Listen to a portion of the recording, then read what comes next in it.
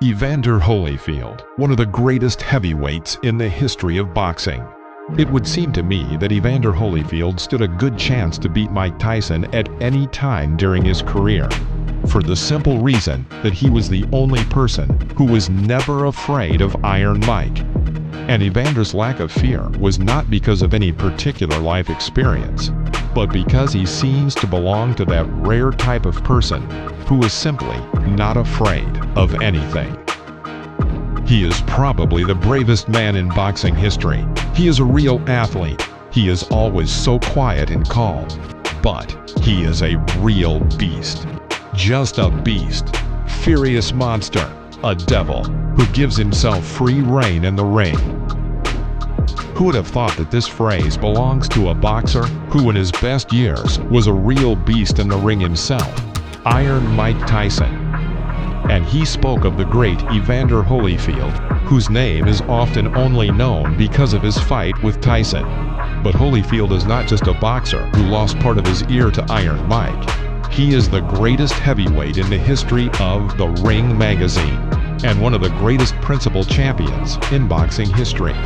Because YouTube has so little material about Holyfield, and most of it is only recorded fights, today we are going to remember just how much of an outstanding boxer he was.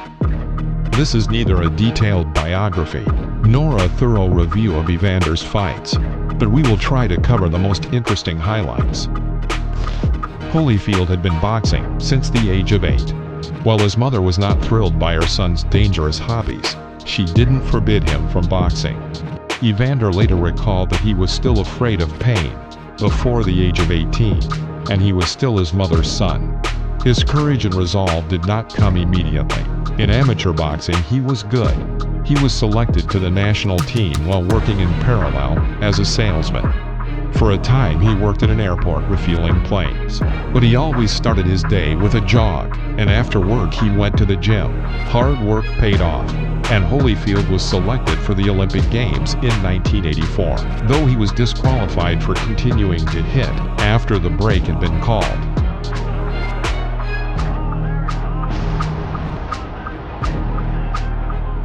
Evander ended his amateur career with a rating of 160 wins, 75 by knockout, and 14 defeats.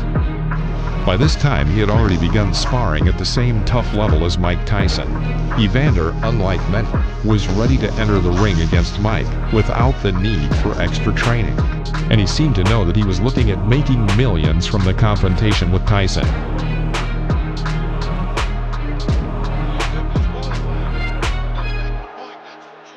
Evander started his career in professional boxing in the cruiserweight division and went into the ring with a weight of 80 kilograms. When Evander stepped into the ring, he gave everything he had. It was the only way he was able to defeat fighters such as Dwight Muhammad Qawi, whom he battled for 15 rounds. Evander won the fight by split decision. In this duel, he won the championship belt, and the Ring magazine recognized it as the best cruiserweight fight of the 1980s, placing it 46th in the greatest title fights of all time. Holyfield went on to offer some spectacular defenses. He took the IBF championship belt from Ricky Parkey, defeated Ossie Ocasio, and knocked out Dwight Qawi a second time in revenge. This time, however, there was not that insane drive in him that Tyson publicly fell in love with, such as the lightning strikes and the crushing blows. After some time, Evander gained 10 kilograms of weight and headed into the heavyweight division. At the beginning, it was said that for a heavyweight, Holyfield didn't hit hard enough to take down the other fighters in the division. As if to prove them wrong, on July 15, 1989, Evander knocked out the very decent heavyweight Edilson Rodriguez in the second round. He's not getting up. It's all over. Here in the second round, Evander Holyfield has KO'd Edilson Rodriguez. A perfect shot, but the way he went back, he hit that with the canvas with his head, and it truly knocked him out. He still starts there. People are trying to gather around him, and I think they should take their time. At that time, Tyson was the champion, and many wanted to see a match between these two determined fighters, knowing that it would be a battle for the ages. But on February 11, 1991, Mike Tyson unexpectedly lost to Buster Douglas and then went to jail, though this in itself is a very long and complicated story. Mike had managed to accustom the public to quick knockouts in his fights, causing them to be short, if impressively unique spectacles. Holyfield was criticized as being too calculating, boring, and an unworthy champion, described with phrases like, "Instead of the world heavyweight champion, we now have Evander Holyfield." Although we realize that this does not represent a detailed review of Holyfield's career, we are going to highlight his key fights. Of course, this is the very first heavyweight defense against George Foreman, who was Evander's opposite in almost every respect. Here is his fight against Larry Holmes.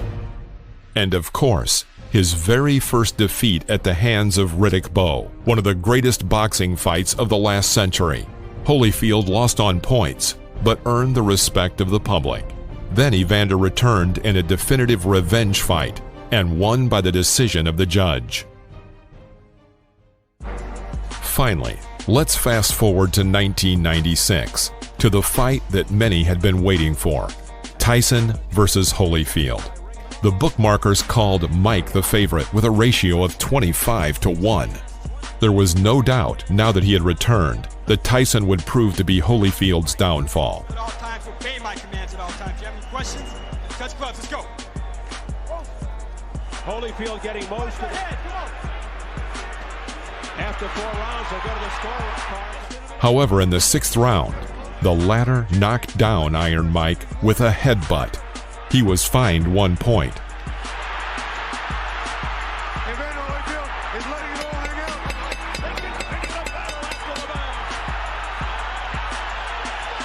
He's going for it.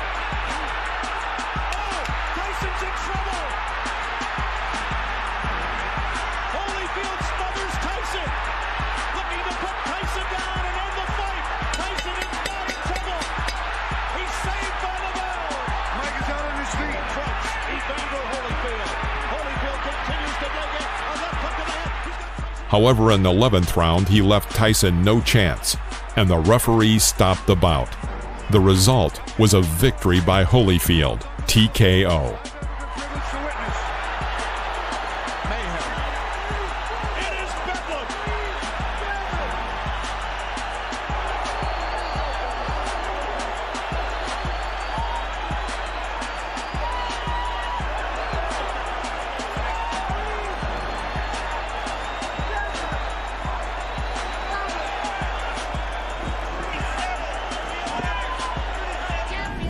A year later, Tyson's revenge was marked by a scandalous confrontation.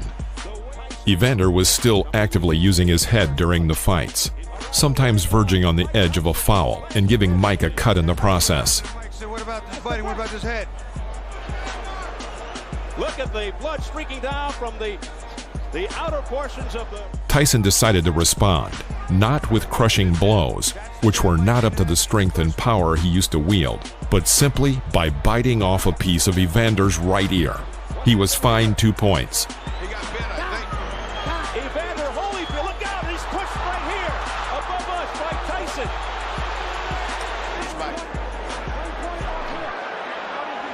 Major controversy here in round 3. But when he tried to bite Evander's left ear, the fight was stopped. Mike was having his best run of again. He did it again. Mike Tyson has bit Evander Holyfield for the second. Get bit back. I'll tell you what, this is unbelievable. Many will say that Tyson had a good reason to lose his temper, that Holyfield fought dirty by constantly fighting head first and causing injury to Mike. There were many conflicting opinions on the bout. Tyson was disqualified and fined $3 million, and Evander had 8 stitches placed in his right ear. Now here's the bite. Keep your eye on Mike. See, Mike has just seen. Look at him. You can see it. You can see it. There it is. I can't believe what I'm seeing, fellas. Bobby. They're going in real slow motion. Mike gets... Holyfield moved on from the fight, took revenge on Michael Moorer, defended his title against Vaughn Bean, and then went into the ring against Lennox Lewis. Lewis was significantly superior to Evander, but in the end the judges declared a draw. The scandal was deafening, and a rematch was instantly organized. In the 2000s, Holyfield vs. Ruiz trilogy took place. Each of the fighters took victory in one fight, and the third ended in a draw, although Evander looked much better. Then came the victory over Hasim Rahman. But in 2011, he ended his career and left his titles behind. In this video, we consciously focused on the best years of Evander's career, because it is no secret that in the 2000s his age began to take a toll. Evander earned a lot of money, but in the 2000s there was no trace of his previous millions. The boxer himself admitted that he simply did not know how to handle money wisely. A mansion with 109 rooms is only one of the luxurious expenses of the boxer. And of course, although Holyfield lost part of his ear, he forgave Mike. They had many discussions regarding what happened and fondly remember their previous fights. Evander is certainly not as famous as Mike Tyson will always be. They are just too different. Which one of them would have been the winner if they had met at the height of their ability, before Evander's defeat, before injuries, turmoil, scandals, and Mike's imprisonment? No one can say. Many would say Tyson, who, in truth, was practically unstoppable in his youth. But remember, Evander was never afraid of Mike. He was always ready to take a punch and test Tyson with his tricky boxing style. Evander Holyfield is recognized as one of the greatest boxers in history. But how do you feel about him? What do his fights mean to you and your friends? Share your opinion in the comments, and if you disagree with the facts in the video, let us know. If you like this episode, don't hesitate to support our channel. Like and subscribe now.